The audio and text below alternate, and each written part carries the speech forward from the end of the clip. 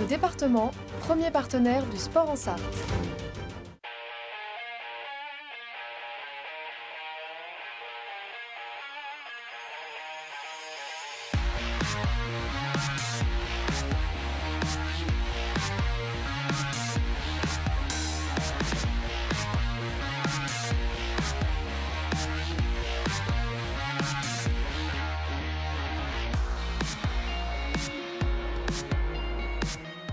Bonsoir à toutes et à tous, bienvenue dans 72 Sports, une heure avec vous pour revenir sur l'actualité sportive locale donc. Il y a eu du sport, encore une fois ce week-end en Sarthe, sur nos différentes terres de jeu de notre département. Regardez ce qui vous attend ce soir sur 72 Sports. Dans un instant, on sera avec Thierry Gomez, le président du Mans FC, qui reviendra en détail sur la saison du club Sang et Or. Donc, il sera en direct avec nous dans quelques minutes. Le reste de l'actualité avec les championnats de la Sarthe d'athlétisme, de la motocross à la Suze, également du hockey sur gazon sur le stade de la Californie avec le Somme. En troisième partie d'émission, on parlera des 24 heures du Mans, évidemment, avec donc cette 92e édition qui s'annonce palpitante et qui sera à suivre, évidemment, sur les antennes d'LMTV. En quatrième et dernière partie d'émission, on sera avec David Chambrier, l'adjoint au maire de Vibray, chargé des sports, qui viendra nous parler de la caravane terre de jeu Sarthe, terre de jeu plus particulièrement. Voilà pour ce programme donc alléchant pour ce numéro de 72 Sports. Et tout de suite, on commence évidemment avec l'info à la une.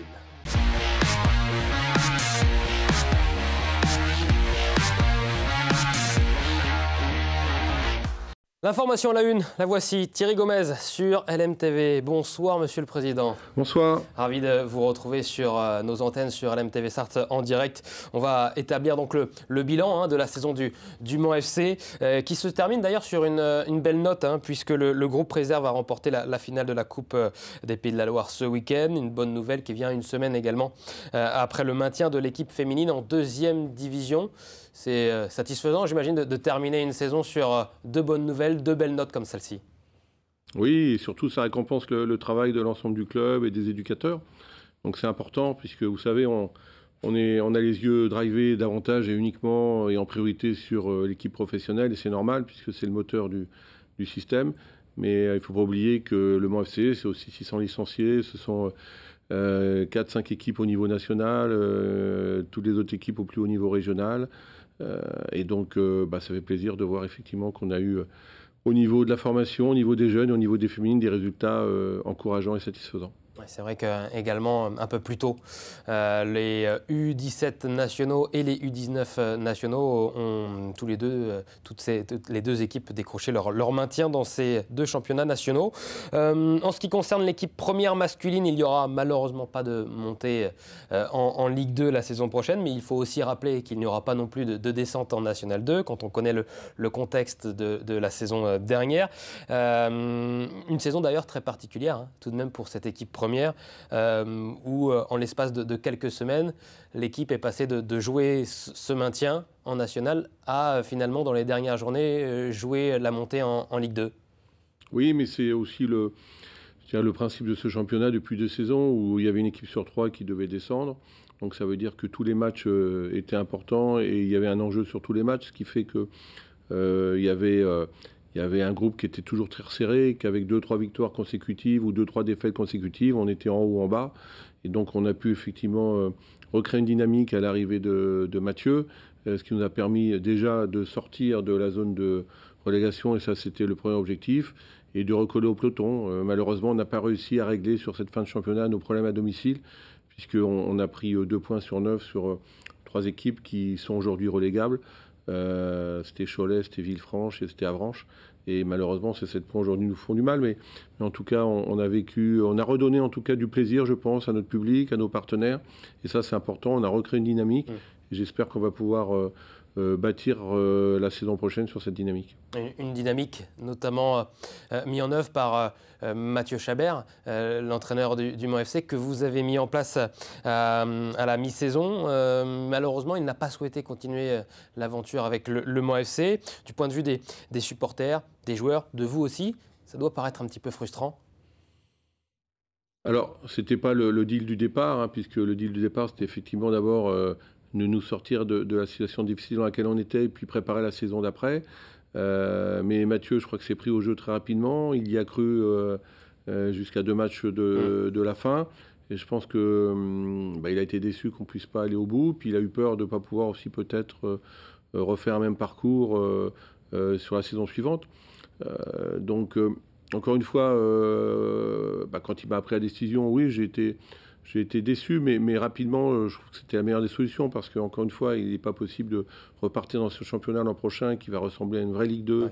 avec Valenciennes, Troyes, Sochaux, Dijon, Nancy, etc., etc. Donc il faut des joueurs et un staff à 100% sur le projet.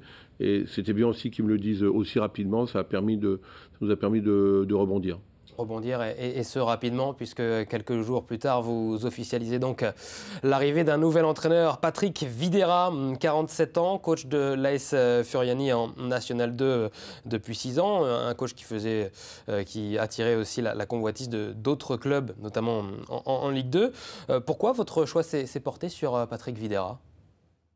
Écoutez, à la fois, je voulais, à l'image de Réginald Rey qui nous avait quitté quelques mois plus tôt, un entraîneur exigeant, travailleur. Et c'est le cas de Patrick. Et à l'image de Mathieu, je voulais quelqu'un qui est aussi une gouaille, qui soit capable d'emmener le groupe. Et comme on dit dans le jargon du football, des fois de les faire monter aux arbres. Et donc c'est un petit peu l'idée, c'est quelqu'un qui a des valeurs humaines fortes et très sincères, je pense. Donc ça, c'est aussi quelque chose d'important. Et enfin, c'est surtout quelqu'un, je pense, qui est très heureux de venir chez nous. Et je vous l'ai dit, c'est un critère important, très motivé et qui va s'inscrire, en tout cas je l'espère, dans le projet collectif du club. Et ça, c'était aussi pour moi quelque chose de très important. Ouais, il a d'ailleurs déclaré que ce qui l'avait notamment convaincu à rejoindre les 100 et or, c'est de vous entendre lui dire faites du Videra. Il viendra avec son projet de jeu et c'est ce qui semble aussi l'intéresser. Oui, enfin, à partir du moment qu'on prend un entraîneur, alors on est là pour l'aider à découvrir le lieu, découvrir le club. Il faut pouvoir respecter aussi l'ADN du club, c'est quelque chose d'important. Mais après, si on prend un entraîneur, il faut le prendre par rapport à ses qualités et il faut pouvoir le laisser travailler. C'est important. Donc, en tout cas, au départ, on va essayer de lui donner tous les moyens tout en respectant la feuille de route du club, bien entendu, mais en tout cas lui donner le plus de moyens possible pour réussir parce qu'il a fait déjà de beaux parcours et notamment il a reconstruit complètement un club qu'il a amené aux portes du national et donc on va essayer de l'aider et de le mettre dans les meilleures conditions pour au Mans qui est bien sûr à notre niveau mais qui pour réussir au mieux sa mission. Un entraîneur et également dans ce début de mercato, une arrivée d'un joueur, celle de Maxime Nomen-Macher, milieu de terrain de 21 ans, un gaucher au grand gabarit, 1,85 m, 11 apparitions en national cette saison, championnat qu'il a découvert principalement cette année malgré quelques apparitions l'année d'avant avec Nancy, qui ne l'a pas fait prolonger. Vous avez évidemment sauté sur l'occasion. Alors déjà, ça se prononce Nomen-Macher. Ah, j'étais pas sûr. Voilà, on ne fait pas la version germanique. Donc, mais nous, on va l'appeler Maxime ou Max, ça sera plus simple. Mais en tout cas, oui, c'est un joueur qu'on a observé cette saison, qui a déjà fait des matchs avec l'Instance Lorraine, qui a un profil, alors, c'est pas tout à fait identique, mais qui a un profil qui ressemble à celui de Hugo Ragoubert. Grand, gaucher. Alors, je pense qu'il a plus d'agressivité que Hugo. Et peut-être un peu moins de talent individuel, mais Hugo était effectivement là-dessus, il avait vraiment quelque chose d'exceptionnel. Ouais. Mais c'est aussi un joueur qui avait une vraie envie de venir nous rejoindre, et c'est important, et c'est, je pense, un vrai talent qui correspond bien à ce qu'on veut, et qui sera un très bon complément à nos milieux de terrain. Avec la prolongation également de Nicolas Kossic, le portier numéro 1, qui a encore fait une sacrée saison. C'est une bonne nouvelle aussi, car avec lui aussi, j'imagine que vous avez dû faire à certaines équipes, notamment en Ligue 2, certains intérêts. C'est un gardien qui était très convoité et c'est une très bonne nouvelle pour le Mans d'avoir pu le conserver et de l'avoir prolongé. On dit souvent que le meilleur recrutement, c'est déjà de pouvoir garder ses meilleurs joueurs. Nicolas est complètement impliqué dans la vie du club, dans le vestiaire. C'est important d'avoir un bon gardien de but. On a la chance d'en avoir pas un, mais d'en avoir trois, puisqu'on a Evan aussi Head Foot qui est chez nous maintenant depuis plusieurs années. Et aujourd'hui, on a prolongé Augustin Delbecq. Donc ça veut dire qu'on a nos trois gardiens qui ont très bien travaillé la saison passée, qui ont eu tous les trois l'occasion d'exprimer leur talent en national. Donc ça veut dire qu'en tout cas sur cette partie-là de l'effectif, aujourd'hui, on est paré et c'est déjà une très bonne chose pour démarrer ensuite la suite du recrutement. Prochain dossier chaud concernant les prolongations, peut-être celui de Mehdi Boussaïd ou de Dame Gueye pour les joueurs offensifs notamment. Alors, Dame Gueye il est sous contrat, donc... Et il est sous contrat, d'accord. Oui, encore une saison. Donc il sera chez nous. Vous savez, je ne communique jamais sur les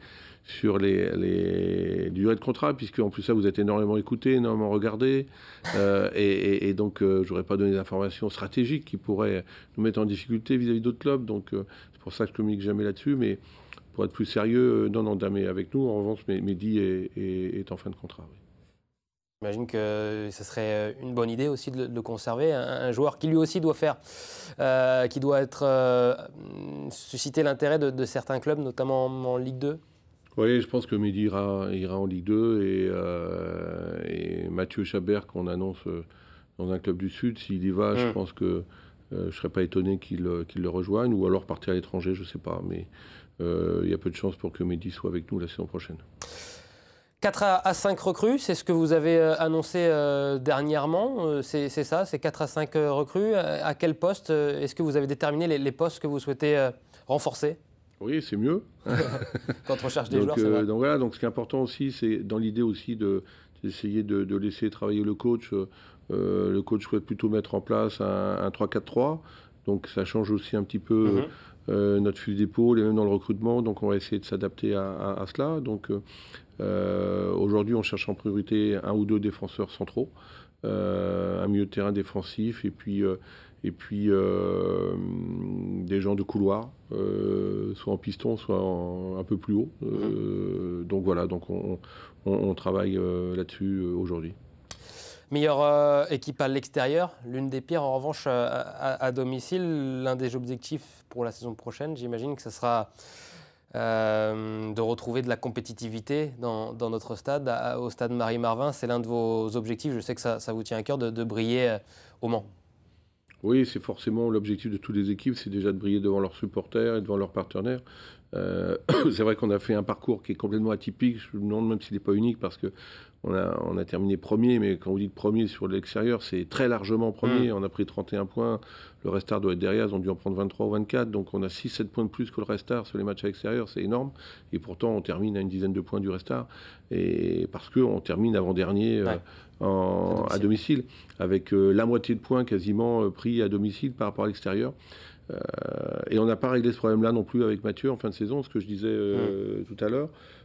Donc on va forcément, c'est un élément de réflexion. L'idéal, ça serait, c'est tout le monde à la recette, c'est d'être aussi performant à l'extérieur et d'améliorer notre parcours à domicile, et ça nous permettrait de faire une très bonne saison la saison prochaine. Retour d'ailleurs la saison prochaine à un format un petit peu plus classique dans ce championnat national, avec 2 montées assurées pour les 2 premiers du classement, un barrage d'accession également pour le 3e, et puis surtout 3 descentes seulement. Ça donne plus de chances de monter, moins de chances de descendre. Oui, mais il faut faire attention à ces résumés parfois, ou à ces raccourcis, parce qu'il y aura encore 3 descentes sur 18, donc c'est beaucoup, il n'y aura que 2 montées directes. Le barrage est toujours quelque chose de particulier, on le sait bien. Ce qu'il faut surtout dire, c'est que le national va être une véritable Ligue 2 bis la saison prochaine, avec beaucoup de clubs pro, avec des budgets qui explosent. Il y a 4-5 ans, avec 4-5 millions d'euros, vous aviez un budget important du national. Aujourd'hui, il y aura des budgets à 10, 12, 15 millions, peut-être 20 millions d'euros. Donc c'est énorme, avec des masses salariales qui explosent aussi un peu partout. Donc on rentre dans une autre ère, dans un autre monde. Donc c'est important, avec aussi des clubs qui seront peut-être en difficulté, mais en attendant, certains dérèglent le marché en proposant des salaires importants. Donc c'est vrai que le recrutement est aujourd'hui, c'est peut-être le début de saison le plus compliqué qu'on a pu vivre jusqu'à présent, parce que effectivement il y a beaucoup de concurrents avec des gros moyens. Et donc on va essayer de s'adapter à ça, de laisser passer un petit peu l'orage sur les ambitions en termes salariales de certains joueurs, alors que le football vit aussi une période fragile, avec aujourd'hui aucune certitude sur les droits télé. Mais en tout cas, en national, les salaires flambent. C'est le paradoxe. Donc c'est compliqué, mais c'est vrai que l'an prochain, pour conclure, ça sera vraiment un championnat qui sera très très compliqué, très difficile, avec des clubs, beaucoup de clubs qui ont connu la Ligue 1 ou la Ligue 2 il y a quelques années ou même 2 ans pour certains. On parlait des droits TV, évidemment c'est un dossier sensible actuellement pour le football français. Nous sommes le 3 juin et presque 2 mois avant la reprise des championnats de Ligue 1, de Ligue 2 et également de National. Nous ne savons toujours pas qui sera ou qui seront les diffuseurs. Les droits TV sont évidemment indispensables à la santé financière des clubs français. J'ajoute également que le championnat national donc, ne connaît pas encore son diffuseur. Est-ce que cette crise des droits TV que traverse le football français vous inquiète ?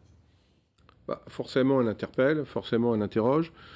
Forcément, c'est la première fois et notamment les clubs de Ligue 1, Ligue 2, puisque nous, il faut le dire, malheureusement, je pense qu'on n'est pas considéré à notre juste valeur par les instances, mais c'est un vrai débat qu'on souhaite mettre sur la table, notamment à l'occasion des futures élections de la présidence de la FFF et de la LFP. Les clubs pro, à partir de leur 3e année, touchent 0, ce qui exprime vraiment un manque de reconnaissance par rapport à ce qu'on représente, par rapport au travail qu'on peut effectuer pour l'ensemble du football. Mais je me mets à la place des clubs de Ligue 1, Ligue 2 pour qui les droits télé représentent parfois 40, 50, 60, 70% de leur budget et qui passent aujourd'hui devant la DNCG dans la capacité de donner un chiffre vérifié. Donc forcément, ça met en difficulté l'ensemble du football. Mais bon, il faut espérer que, comme toujours, le football qui a souvent, régulièrement connu parfois des étapes compliquées, difficiles, que cette étape de montagne, on va encore la franchir et que prochainement, il y aura une solution de trouver. Est-ce que le futur diffuseur, concernant le championnat de national, a une importance pour vous ? Il a une importance par rapport à la reconnaissance du championnat et par rapport à la visibilité pour ce championnat, mais ça n'a pas du tout la même importance qu'en Ligue 1, en Ligue 2, puisque nous, sur les droits TV qu'on recevait jusqu'à présent, que la fédération recevait, on touchait 0. Et ça sera comme ça pour les prochaines années ? A priori, sauf si d'un seul coup, il y a un Canal+ qui, au lieu de mettre 500 millions d'euros, ou 600 ou 700 pour la Ligue 1, Ligue 2, décide d'un seul coup de les mettre pour le national. Mais je ne pense pas que ça arrive. Donc voilà, on va attendre un petit peu les résultats et puis ensuite on va s'asseoir. La question surtout de savoir, c'est le modèle économique du football dans sa globalité. Aujourd'hui, je pense qu'on a un modèle qui demande vraiment une réflexion parce qu'il correspond davantage à une ligue fermée qu'à une ligue ouverte, qui met en difficulté les clubs de Ligue 1 qui descendent en Ligue 2 et en grand danger les clubs de Ligue 2 qui descendent en national. Je pense qu'il y a une vraie réflexion et toute la fondation du football de haut niveau que représentent tous les championnats nationaux, la N3, la N2, la N1, tous ces clubs sont en difficulté et ne sont pas aidés à leur juste valeur. Et je pense qu'on critique le fait qu'on est déçu du fait qu'on n'ait pas gagné une Coupe d'Europe depuis 30 ans, 35 ans, alors que des clubs grecs, des clubs portugais, des clubs hollandais, etc., eux ont gagné des Coupes d'Europe. Je pense que c'est une vraie réflexion qu'il faut avoir avec plutôt un peu plus d'homogénéité et se dire à un moment donné que donner 1 million, 2 millions de plus à Lyon ou à Marseille ou au PSG, c'est plutôt en travaillant et en solidifiant les fondations du football de haut niveau, encore une fois la N3, la N2 et la N1, qui permettrait d'avoir une Ligue 2 encore plus forte et une Ligue 1 encore plus forte et nous permettrait, je pense, encore de valoriser notre championnat en gagnant des Coupes d'Europe. Pour le bien des clubs, quand, à votre avis, doivent avoir lieu les matchs de national ? Alors, c'est que c'est un sujet beaucoup critiqué, notamment par les supporters. A priori, moi j'ai rencontré le président de la Fédération française de football il y a quelques jours, logiquement, et ça devrait encore se jouer le vendredi soir. Alors c'est vrai que pour le grand public et pour nos supporters, le vendredi soir, c'est compliqué pour se déplacer, notamment et même parfois pour venir au stade. Notamment quand on est dans des villes comme Le Mans, qui est à 55 minutes en TGV de Paris, donc on peut avoir des supporters, des gens qui travaillent sur Paris, donc le retour le vendredi est tardif. Compliqué. En revanche, pour les partenaires, c'est vrai que je pense que le vendredi soir est un meilleur jour.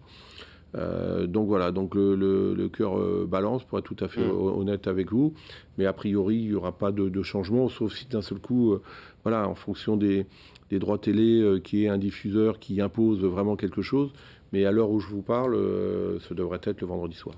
Merci beaucoup, Monsieur le Président, d'avoir été l'invité de LMTV Sarthe. Dans la deuxième partie de 72 Sports, on fait le reste de l'actualité avec les championnats de la Sarthe d'athlétisme, notamment de la motocross également. À tout de suite.